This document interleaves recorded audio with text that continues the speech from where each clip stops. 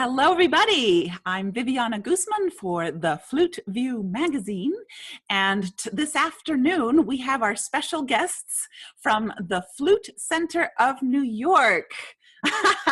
Welcome, Phil and Julian. Thanks for having us. Thanks for having us. We're delighted to be here. We love what you guys do and how you spread the love of flute throughout the U.S. and probably beyond. Well, Barbara, why don't you start off with the first question? Sure. Well, it's so great to have you here. And I guess as the New Yorker, I'm the person that's at the Flute Center the most these days. And I thought everyone knows you now as this incredible, large, successful, serious company. I thought maybe, Phil, you might want to tell us a little bit about the beginning and how you got into this. Yes, you're right. It was not for a long time what it is today. And to be honest, it's largely due to Julian's efforts and everyone here effort that we have become what we have become. And on a daily basis, I am amazed and shocked at that my little shop, which I thought would always remain a little mom and pop shop, is now, I think, a real business. And I never thought it would become a real business. So I really got my start as a repairman. I finished college and I was actually 6 months from graduating Ohio University with a degree in radio television, and I hated it. I really didn't like it. It was really cutthroat, and that's not who I am. So I went to my parents. I said, "Look, I don't think I want to do this for my livelihood." And my mom wisely said, "You've always been good with your hands. What about musical instrument repair?" And I grew up around an instrument repairman. My father's a musician and had the sheet music department in a music store. And the guy that owned it, Bob Dougherty, was a repairman. And I used to watch him all the time. And I loved what he did. I was fascinated. And I always took things apart as a kid and tried to put them back together again. And I was usually successful at doing that. So anyway, I thought it was a good idea. There was a school in Wisconsin called the Allied School of Musical Instrument Repair in Elkhorn, Wisconsin. And my dad and I drove out there one day, and they only took 20 students, and it was a rotating basis. So I went out and I spent the day there with Bob Getzen, who was the owner, and he took me through the shop. And it was one of the greatest, well, it was the best repair school probably in the world. And I don't know that there's ever been anything like it before or since.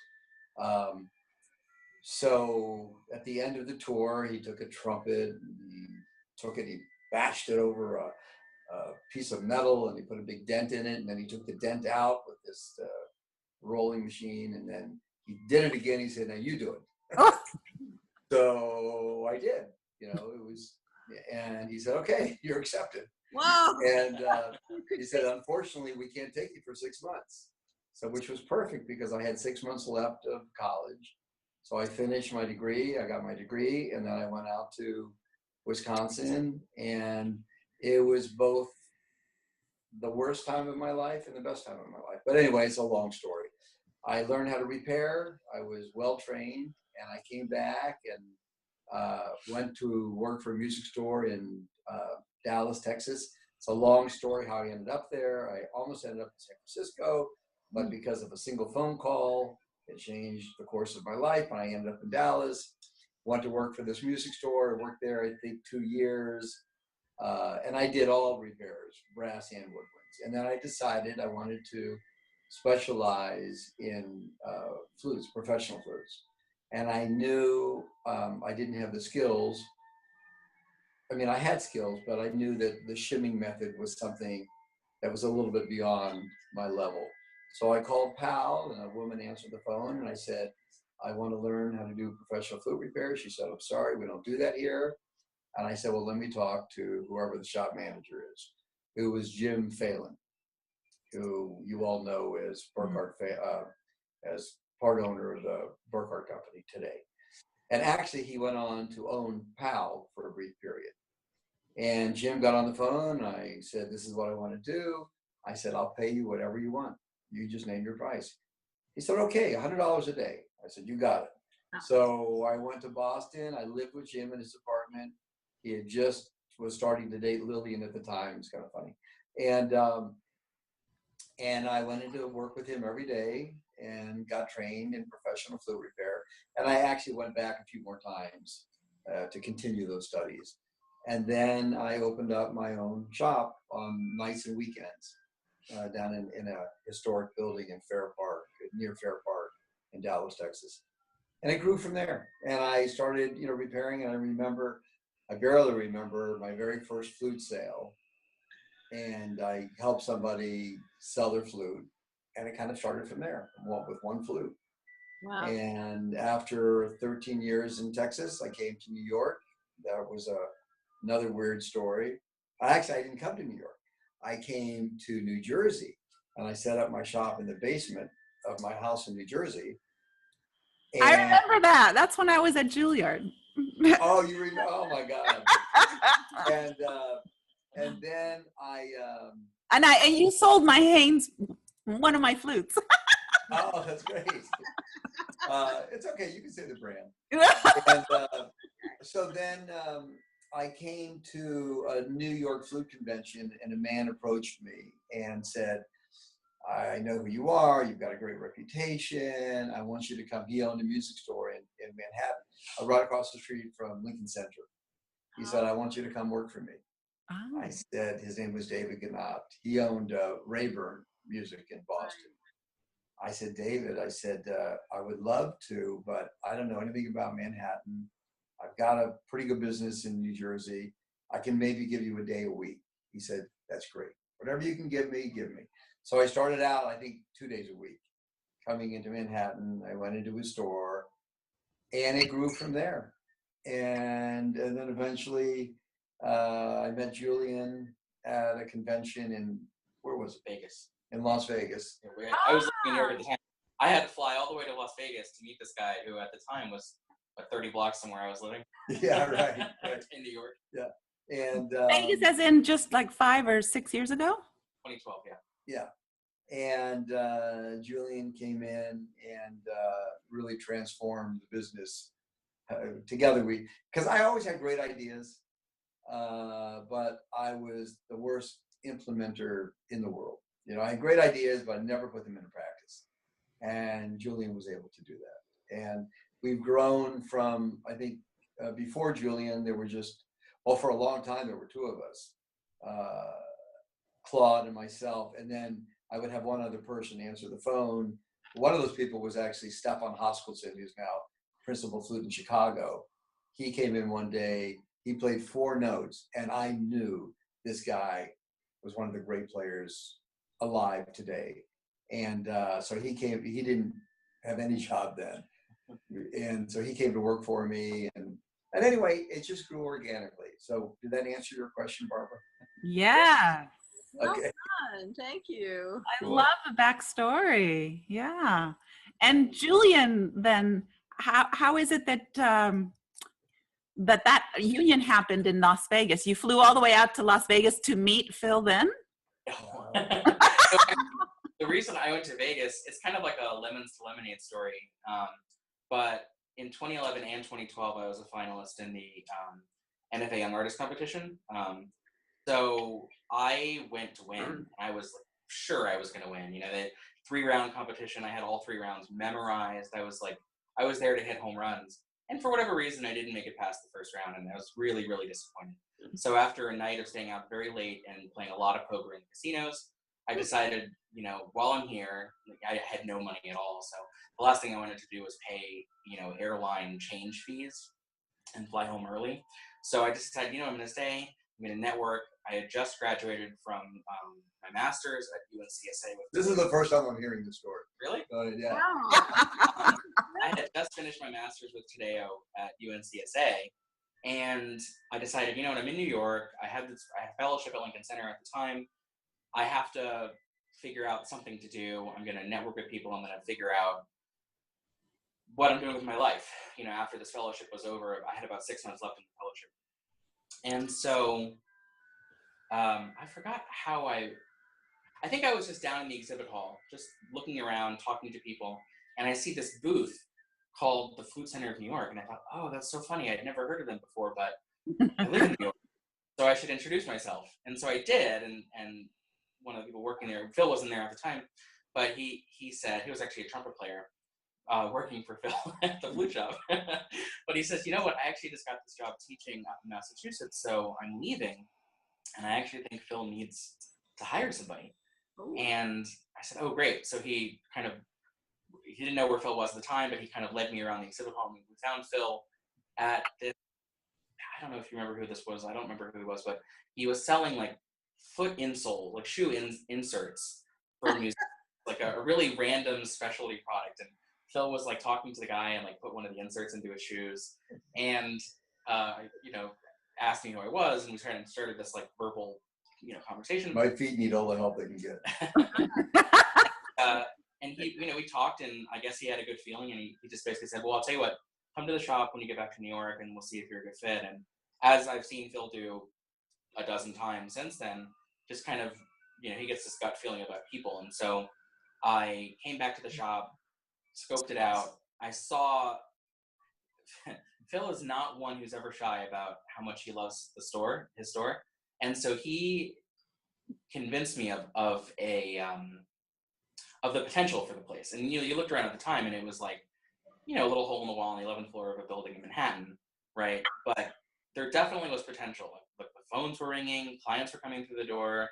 There were all these pictures and all these videos of famous people walking through the doors, and a lot of them are heroes of mine, that from all over Europe and the US and whatever.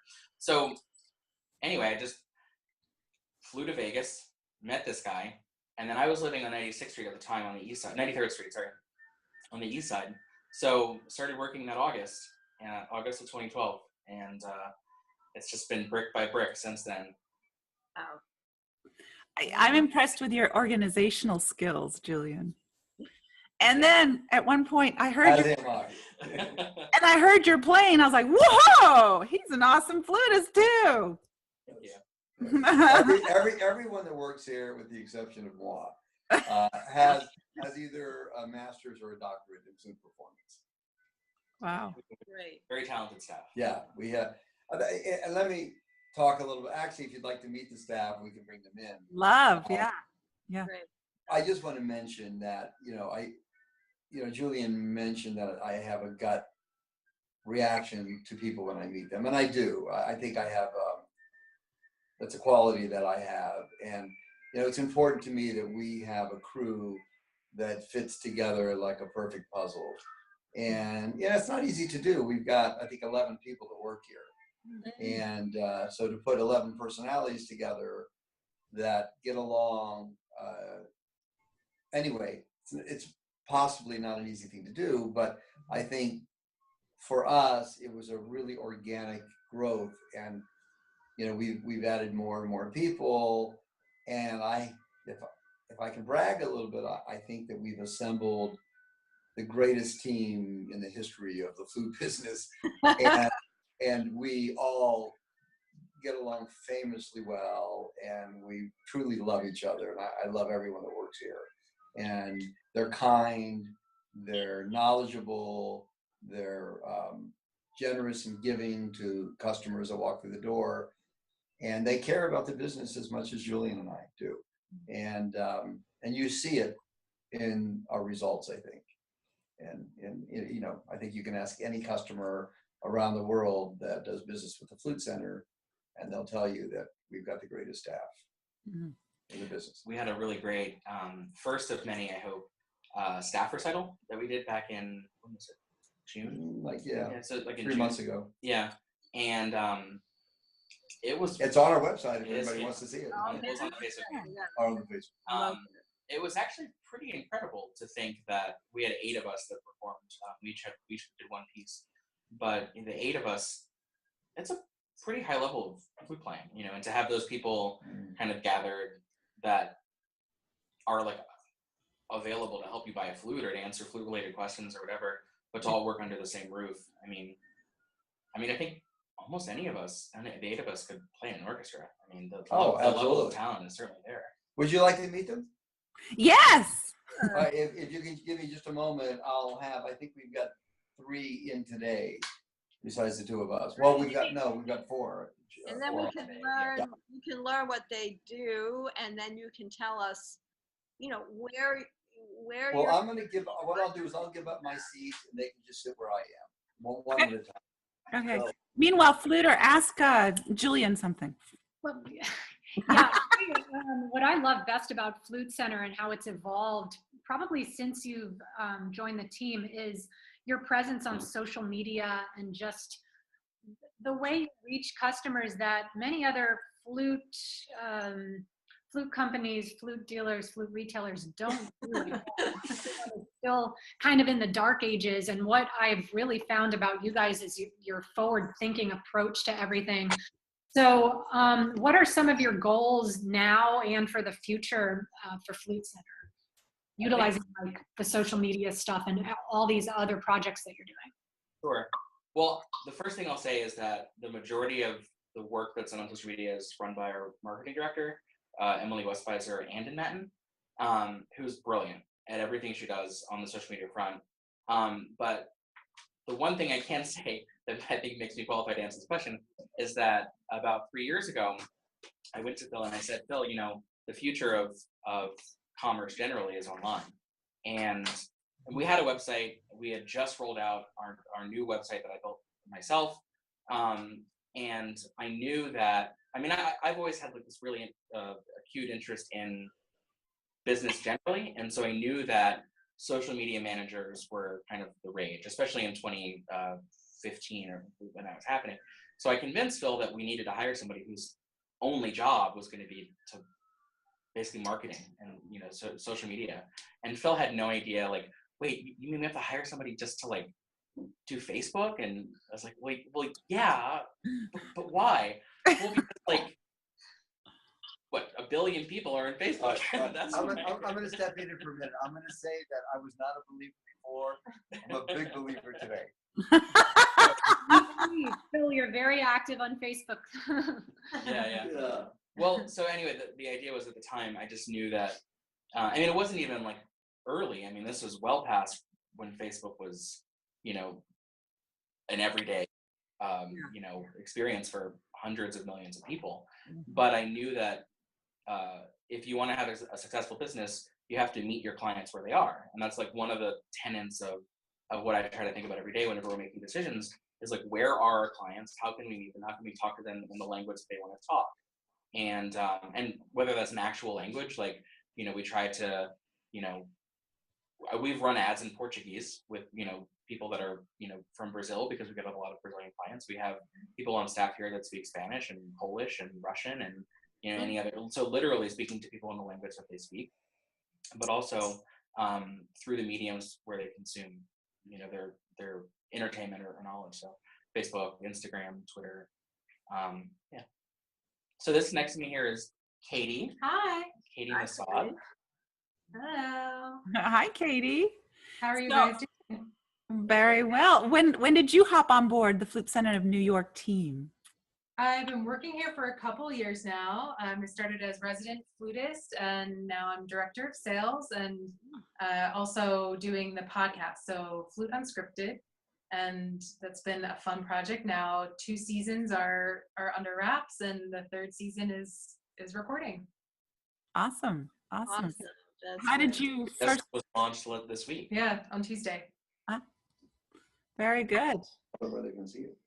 Well, anywhere that you download your podcast, anywhere that you listen, and on our Available website, wherever yeah, fine podcasts are sold. our website and YouTube. So it's available to everybody. Flute Unscripted, right? Correct. Scripted, Yep. and if you go to your website for sure, we'll find it right there, right? You can find links to download it. There's past seasons there already too. It's very easy. Okay, that's great. Okay, Yeah. thank you. Thank you. Yeah. All right. Next up, we have the master technician himself, Claude. He's Hi. one of the only people who's actually been at the Flute Center longer than me. I've been here since 1998, 20 Wow. years now. Many years. Congratulations. And I do all the overhauls, the COAs, all the way down to minor adjustments, what everybody needs. I'm in constant demand. Where did you do your training? Oh, I started at Haynes Flutes, and I worked there, and then I moved to Tokyo, and I worked at Sankyo, and I was in Japan for 6 years.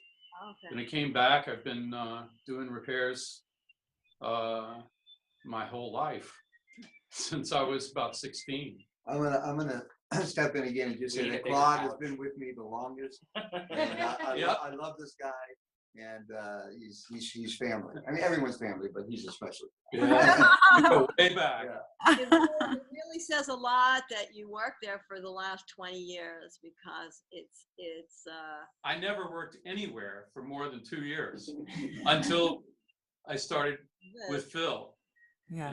and haven't left. beautiful. No, that's really beautiful.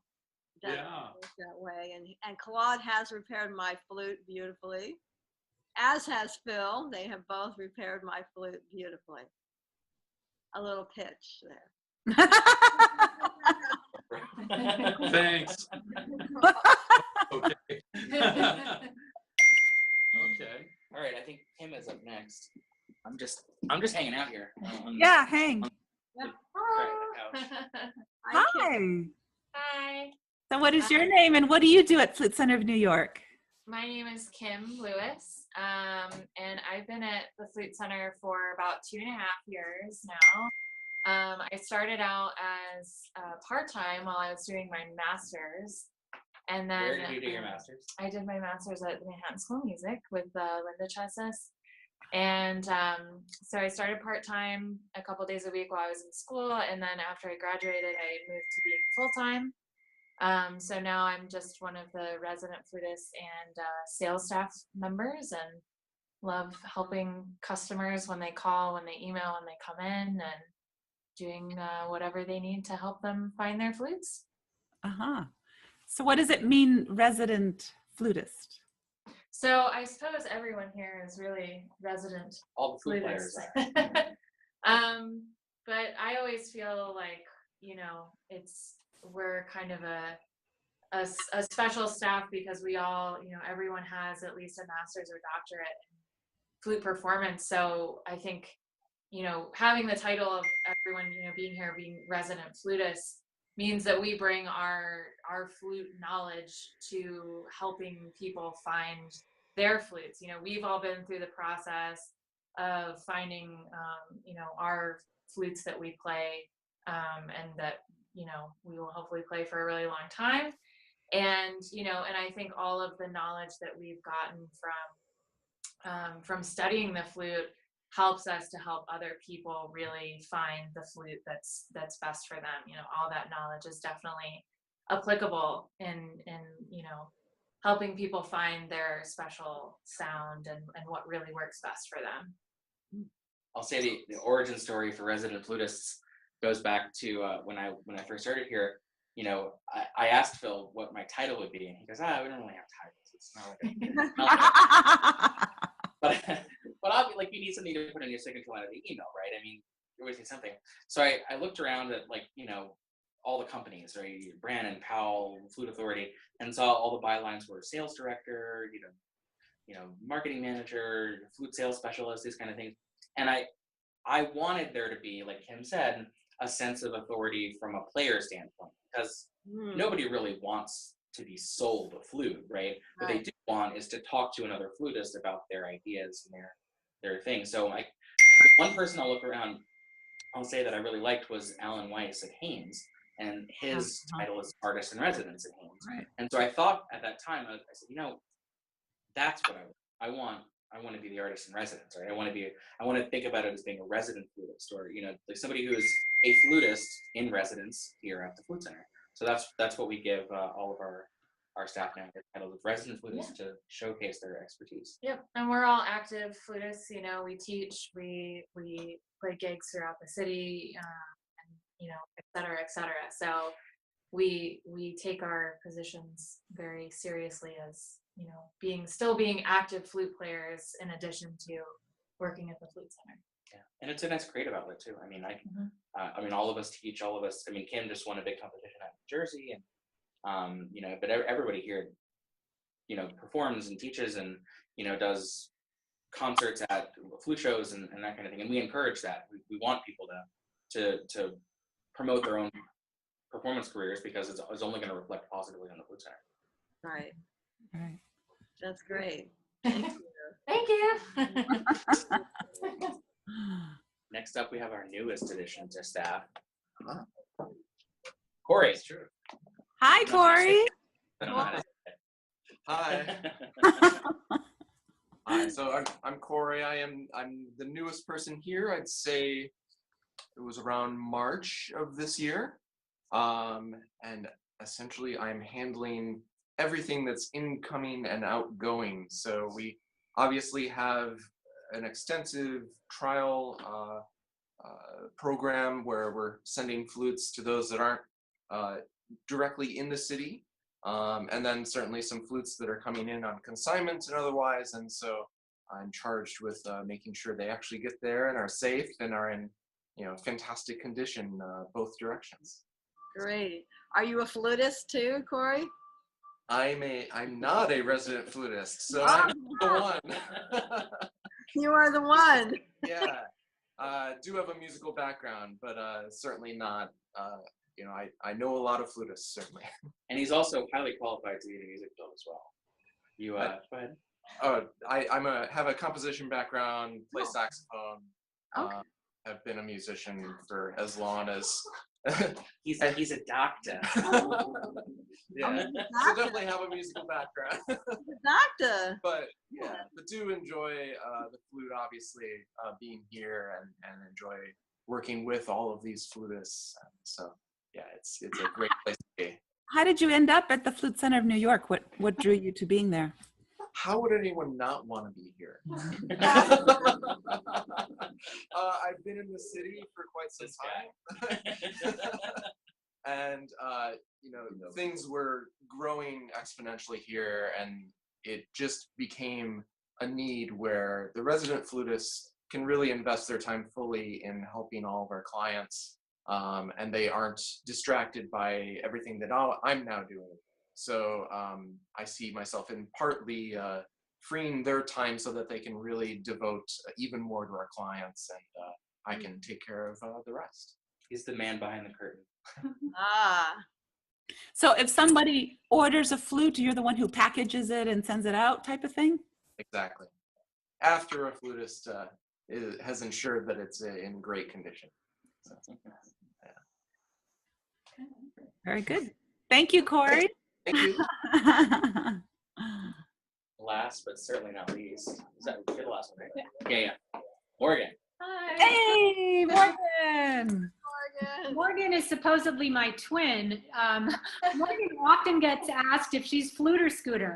Yeah, very true. That's funny because we don't really look alike. Maybe my hair's a little wavy today, but yeah. But it's a persona thing. Oh, okay. I would say like you guys could be like cousins or something, related in some way. Flutistically related, certainly.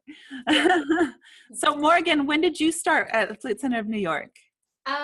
In December of 2016. I'm coming up on 2 years soon. Okay. And what is your role at the Flute Center of New York? I'm resident flutist, and so I do a lot of client-based work, a lot of the shows and conventions, and yeah, in the shop, a lot of getting together trials and emails and communication with our clients across the country and abroad. And how often are you at the Flute Center of New York? It really ranges. I would say on average 4 days a week. So yeah, about 25 to 30 hours a week. Yep. Good amount of time. And you like to go to the conventions and festivals and Yes. and relate to people. Yes.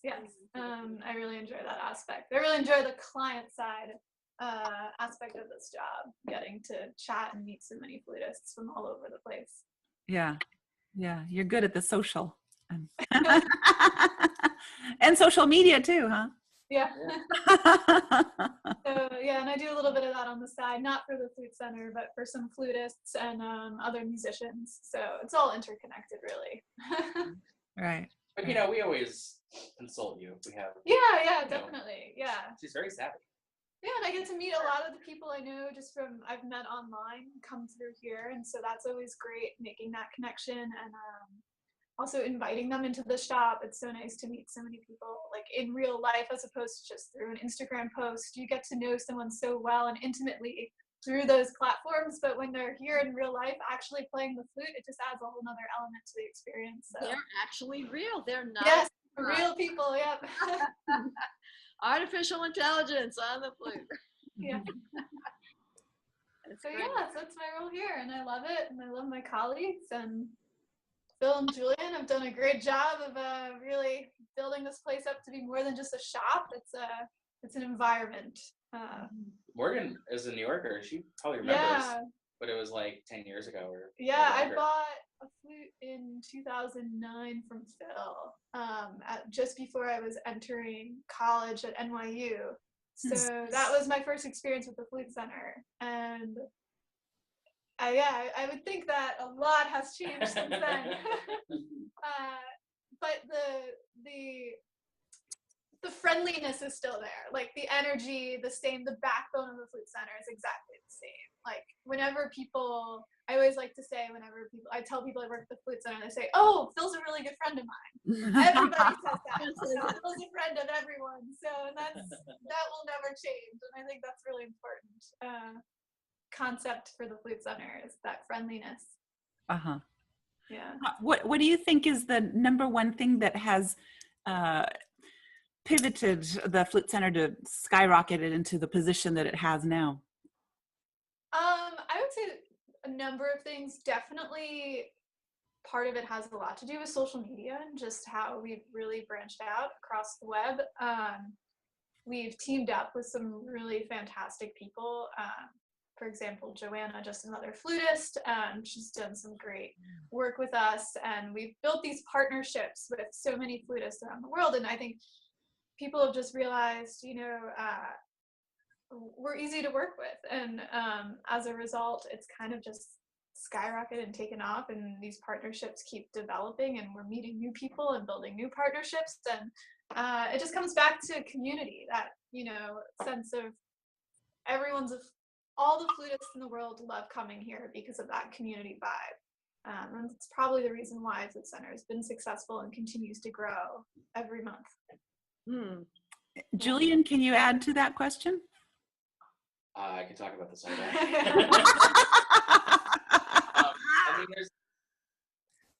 a lot of it's honestly super boring.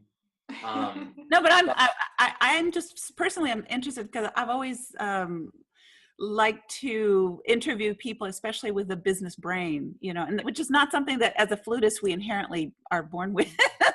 We develop what we all do have is a real attention to detail. And I think that one of the things that I am constantly trying to do is just bring that detail-oriented focus into the business, right? So I've done everything here from reworking our entire inventory system to solidifying processes around trials to implementing return policies and things like that just make everything, people generally 99.9% of people just want to play by the rules, and they just want to know what the rules are so they can experience the world in as positive way as possible. And so things like making sure we have enough inventory of the really popular brands in stock so that they can try the flute that they want to try, right? And that took a lot of analysis and figuring out like you have to have a flute in stock to see how it's going to compare with a different flute that also has to be in stock.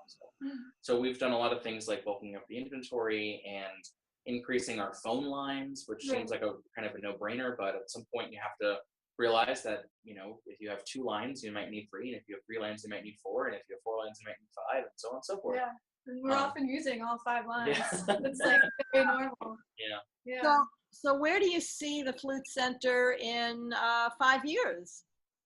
That's a great question. Happening. Well, there's a lot of directions we could take it. I mean, the one thing that I will say, I'm going to give you a very coy answer here, but the one thing that I will say is that what I don't want to have happen is that we sacrifice the kind of specialized niche that we've created for ourselves. So whatever changes we make, whatever expansions we decide to go down, would be with the vein that the core business of the Flute Center is an extreme passion for the products that we sell, everything related to flute, and an extreme commitment to the service side of buying a flute, and a commitment to engaging our audience in every place that they are, in person and through the social web. So whatever we do, wherever we expand, whatever we decide to do next, those 3 things are going to be done. Very good. What has, Morgan, you mentioned just another flutist, Joanna, and you mentioned that that was unique, and that was what spurred some more business in general. What sort of partnership do you have with her? Well, I think Emily, it's unfortunately Emily's not here today because she really, she works a lot with the social media influencers, and she's really great at that. But so Joanna creates YouTube content for flutists and of all levels, all types, and she's very thorough, and you know, she's really great at explaining different brands of flutes and different aspects of the flute, and she's very honest and authentic, which I think is like the 2 key things. Is she's extremely authentic and candid, and her viewers really trust her because of that. And so the partnership we, you know, developed with her was really organic. We just, you know, sometimes we'll send her some flutes and say, can you review these in your honest opinion, and, you know, share the aspects that you like, you know, things that you would stray away from and why. And, you know, her viewers really trust her. So they call and they say, oh my God, I learned about you from Joanna. And, you know, she's an amazing person, amazing flutist, amazing teacher. And, you know, as a result, I want to try some things out from your shop. And, you know, that's the beauty of social media, is that you can make these connections just through simply, you know, giving advice or just being yourself. I mean, she doesn't change who she is at all. It's totally her organic approach to making content. We don't ask her to do anything different. She just does her thing. And that partnership has really helped us. Like, we get a lot of phone calls and inquiries from people that watch her YouTube channel. That's great. And we have, you know, other influencers like Katie Flute on Instagram, and she's based in New York, so she comes in and out of the shop. And we've worked with Gina Luciani in LA, Giovanni in the Midwest, the Flute Channel in Quebec, and all these people have come into our shop, have tried our inventory. They all know us personally, and so it's just a really wholesome, organic approach to marketing. And I think people respond really well to that because, you know, there's no gimmicks, there's no, like, you have to do this, there's no pressure. It's more of just like an exploration. If you're a flutist and you're interested in trying some new options, you know, they know that they can come to us and trust that we'll help them and serve them in the way that they need. Fabulous. That's really great. So how much would you say you've grown in the last, let's see, 6 years since Julia? Do we want to bring Phil back in? Yeah, I think this is a good time. Yeah. So much. Bye, Morgan. See all of you. Bye. See you later. Phil, how do you want to answer that question? Honestly, or? Yeah. I'm not sure that we want to give away exactly, but I'll just say that we've grown exponentially. Is that the right word? Exponentially. Exponentially, yeah. Exponentially. And sometimes to the point that it's a little frightening. You know, hence the need for Corey that you just met. You know, if you could see the volume of shipping that goes on here on a day-to-day basis, it would blow your mind. And our resident flutists were doing all of that, and we just realized that it's impossible. We've got to hire somebody to do that, because when you have 15 to 25 boxes coming in every day and going out every day, you have to realize that for each box that goes out, behind that box there's a phone call, then there's paperwork. If they're not a customer in the system, they have to be put in the system. Then we have to find out what they want. We have to talk to them, and then play test the instrument, and then see if what they want is on the shelf or it's out on trial somewhere else in the country, and put together that, and then the paperwork goes. Then we have to print a shipping label and put the box together. So it's and that's done 25 times a day, or sometimes. So it's a huge undertaking, and we just couldn't do it. The resident flutist it was just impossible. It got so that. Not only that, but we've also had just the sheer number of resident flutists have increased a lot. I mean, when I first started, I was the first person that Phil brought on as a full-time employee back in 2012, and he had, like you said, Stefan and Allison and Rico and some other people Alice, that worked for him mostly part-time. But now, like Phil said, we have 11 people working here, and so we went from 1 to 11 in about 6 years. Wow. So that'll give you a sense of the speed at which we're growing. Right. Oh. And I want to mention the 3 people that aren't here, and I also want to just give a shout out to Sir James Galway. I just need to do it because Jimmy and I met in 1983, so however many years ago that is, and I wasn't even born. You weren't even born, huh? and we've been friends ever since. But the point is that Jimmy has brought to the flute world an energy and a propensity to push it forward and engage more and more young people. And I sometimes I think that if it weren't for him, I'm not sure that I could be as successful as I am, because that goes for all of us, I think. It goes for all of us, exactly. And major player and personality all together. Yeah. His influence cannot be overstated. Exactly. And anyway, so I want to mention 3 people that aren't here. One is Emily, who I think has been mentioned.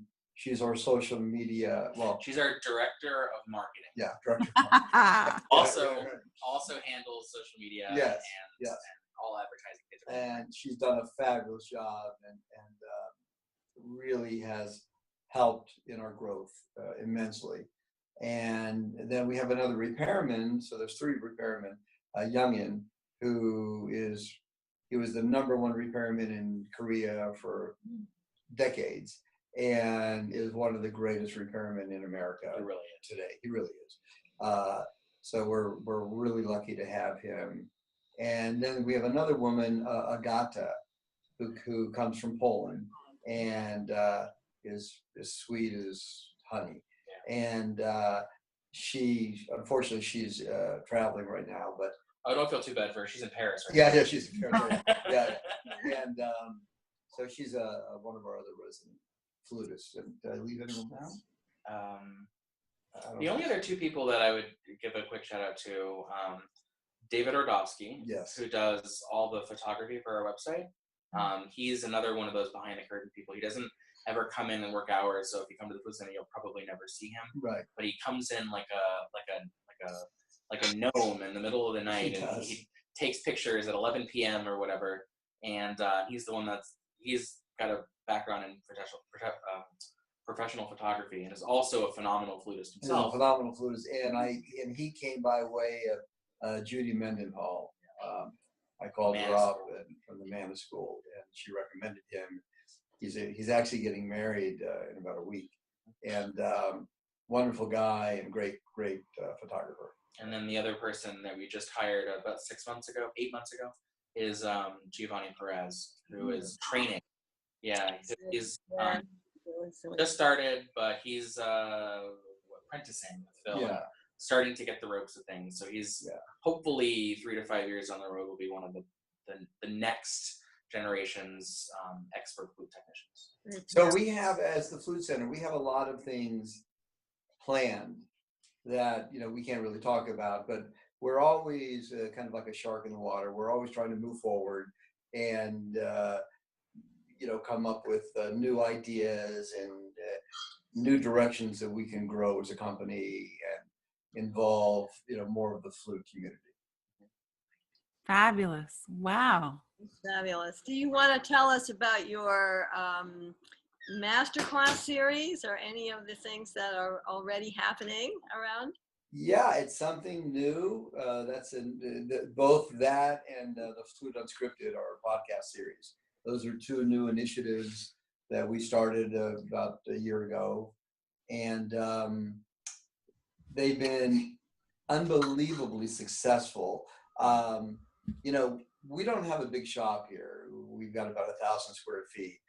And somehow, within that 1,000 square feet, we're able to host a series of masterclasses, about 1, sometimes two a month. And we just finished our first, year? I think we've done it about a year now. Yeah, I think the first person we had, we had done a couple really random events, like with Lorna McGee 2 years ago, but they were once every couple of months. But we started doing it consistently about last November, December. Right. So we started off with Robert Langevin as the first one, which was fitting, Principal of the New York Philharmonic. Principal of the New York Philharmonic. And since then we've had, Galway. we've had world-class flutists from all over the place, and many more. We're already booked, I think, 5 months now. At least, yeah. Because everybody wants to do it. Yeah. And we don't have to ask anymore. Yeah. And it's really great because we do it right in our shop, and it's we only have about 40 seats, so it's very intimate and different than a traditional masterclass, and because of our size restriction, and so it's. It reminds me of the Apple Store. They have one-to-one sessions that they hold classes on how to learn and work the Apple computer in the shop. And so I always go. And then I end up buying because I'm in the shop. So it's brilliant. That's absolutely fabulous that you're doing that. Yeah. And we don't do it to sell flutes. Yeah. We do it, it has nothing to do with that. We do it because it enriches the flute community. Yeah. And don't get us wrong. We want you to buy your flutes from the but there are certain things, certain initiatives that we have, the podcast, the Masterclass Series, that are about, like Phil said, enriching the lives of flutists. I don't know that you could create a business model of putting on masterclasses that would ever be able to turn a profit. You know what I mean? But that's not the point of them. The point of them is to engage your audience. And like I said, 5 minutes ago, that's one of the core tenets of what we're trying to do here is engage our audience at the highest level possible. Fabulous. That's great. Fantastic. A standing ovation from California. Thank you. Thank you. Yeah. Look, you guys are doing it too. Andrea, with your bag business, it's been remarkable what you've done with that. Speaking of Joanna, I'm still, even yesterday, I got a sale based on her review of the Fluter Scooter bags, which she did on her own. I didn't even ask her years ago. And the guy was like, yeah, I heard about you from Joanna. The power of social media. Yeah. Right. She has possibly the most engaged audience. We work with a good number of influencers, and her audience is by far the most engaged. Yeah. Interesting. That's very cool. Well, I think before we wrap up, do you have any last minute words of wisdom, advice for young flutists out there? Phil? Yeah, buy your next flute at the Flute Center of New York. Absolutely. Yeah. And subscribe to the Flute Unscripted and attend one of those glorious masterclasses Yes. at the Flute Center of New York. So No, come visit us in New York. We would love to have everyone come. You know, most people, no matter where you're from, make it a point to visit New York at least once in their lifetime. And I can't tell you how many people, it happens on a weekly basis. They fly into JFK, they fly into LaGuardia or Newark, and they come right here. Wow. And they're just here on vacation, with you know. luggage. They're not necessarily coming just to buy flute, they're coming for vacation, but they come here. And we couldn't be more touched by that. And that's what we've tried to build, and I think we've done it. I think we've built what we wanted to build. And as they say, build it and they will come. Yeah. And, Yeah. Congratulations. and flutists are coming in droves, and we love it. And you know, from the standpoint, I think I can speak for the 11 people that work here. From the standpoint of an environment to work in, doing something that you love doing, you know, if there's anything I've learned about the flute business is that flute players love the flute. Yeah, They love the flute. They would take it to bed with them every night if they could. I mean, I don't know that there is that kind of a love with other instruments. Maybe there is. I don't really know. Beautiful. What's not to love? But I know that Tiny. flutists breathe, eat, sleep flute. And we do too. That's what we do. And so we're all just a bunch of nerds. yeah, it's just a bunch of flute nerds. So Spiritual flute nerds, right? Flutes. and you know, and I guess that it is true that I don't think there's another shop in the world that gets the kind of people walking through their doors on a daily or weekly or monthly basis that we do. We do get the greatest flutists in the world, or from all over the world, from every country imaginable, you know, including China, that come through our doors every week. And it's really true. And so there's an electricity in the air. When you come here, no matter where you come from, you're going to meet flutists from somewhere. And it's just exciting. So, so anyway, from the standpoint of a place of business or a place to work, it's a great place to work. And we love being here every day. It's just, we're just so happy.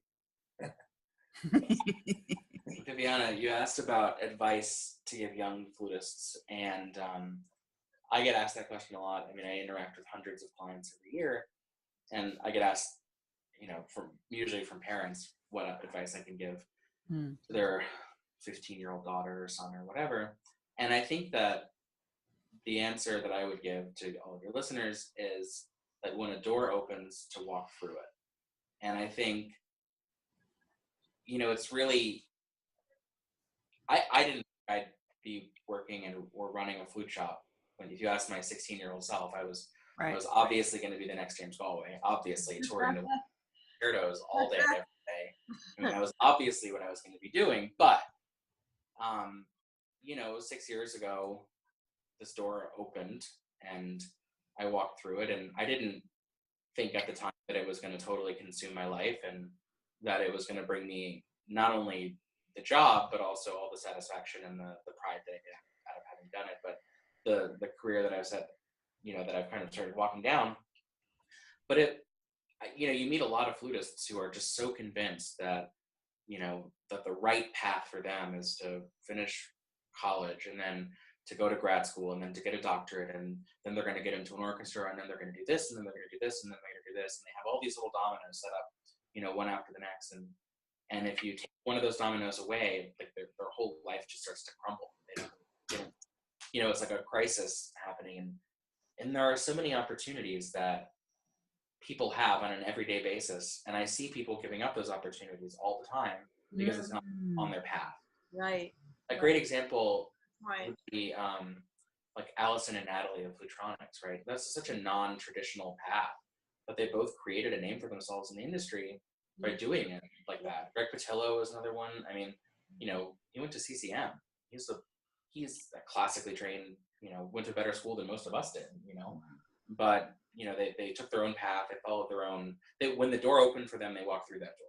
And I think that's just the best advice you could ever have, is keep an open mind. The food industry, and you three know it best, is very vibrant, and there's a lot of space for a lot of people to do a lot of different things. That's right. Yeah, That's you right. don't have to perform. And performing should be a side benefit of doing all the rest of it. Exactly. Which I think is the message, the Flute View. I mean, that's central to your message. Is you know, there's inside the envelope and outside the envelope. That's right. There's so many different ways, and you have to follow your heart, your creative heart. And you can find out that there are so many different things, and like you have both been doing here at the Flute Center and with everyone that comes through and who's working with you, and I think that's what we're so excited that, you know, we're interviewing you today, and that you've been supporting us since the very beginning. You've been so excited about what we're doing, and we really appreciate that. We're grateful.